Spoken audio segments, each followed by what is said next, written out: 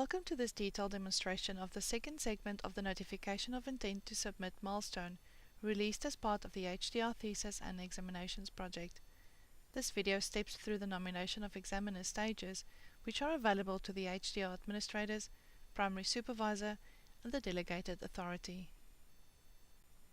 The responsible party for entry examiner information varies from college to college, with either the HDR administrator or primary supervisor entering this information. This milestone is flexible in this regard, enabling both parties to draft content relating to examiners. After drafting of this information, it is sent to the delegated authority to finalize and the Associate Dean HDR to approve. The milestone is almost identical for the HDR administrator, the primary supervisor, and delegated authority. Both the primary supervisor and delegated authority can edit the nominations or send the e-form back to the HDR administrator for amendment. The first few pages of the e-form are standard across all the milestone types and standard for all endorsers or approvers. The introduction page shows details regarding the current milestone and the nomination of examiners process. The student details page shows the candidate contact and citizenship details. The candidature details page shows the student's program and scholarship details, information on their submission dates, their supervisory panel, and their unofficial transcript comments. The milestone details page shows the student current milestone, their due date, and completion status. The nomination of examiners page is where the HDR administrator, primary supervisor, and delegated authority provide details on the nominees. Entry fields are not mandatory for the HDR administrator, so where required, the milestone can be progressed to the primary supervisor without entry of any details. The first section of this page provides information on the requirements for selection of an examiner, as well as providing suggestions of examiners from the candidate. Upon review of this information, the primary supervisor or delegated authority can choose to either progress the e-form or send it back to the HDR administrator for amendment.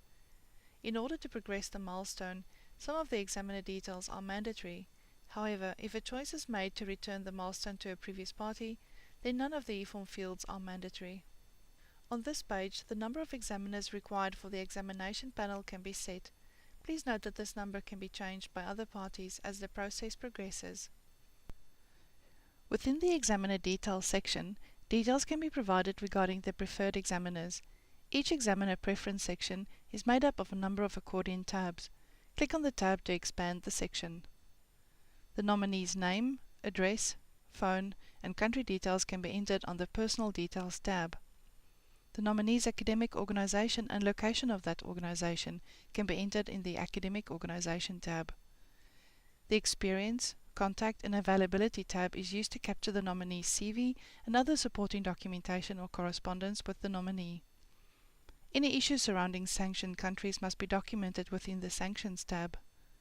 The Previous Collaboration tab can be used to capture any information about previous collaborations between the nominee, the candidate, and their supervisors, while any perceived conflicts of interest can be noted in the Conflicts of Interest tab. Please note that the primary supervisor and delegated authority must complete the Sanctions, Collaboration, and Conflict of Interest tabs, regardless of whether any other changes are made. Additional examiner nominees can be added to the list by using the plus button. Preferences can be reordered by clicking on the three lines icon and dragging the row up or down the page. To remove a nominee, click the relevant checkbox and click the minus button. Any comments regarding the nominations can be entered into the text box provided.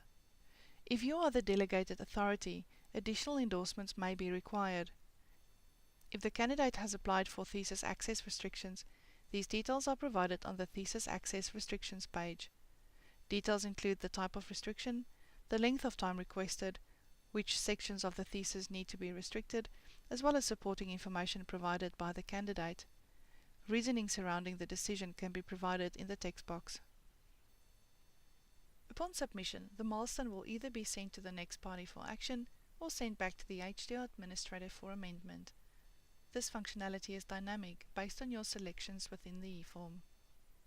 Thank you for your interest in the thesis and examination improvements to the HDR student e-forms. Further support videos detailing the rest of this milestone are available on the Thesis and Examinations Project website. If you have any suggestions for further functionality, improvements, or would like to provide feedback regarding eForms or the support video, please visit the Service Improvement Group webpage, where you can access the University Services Feedback Framework to submit a short feedback eForm.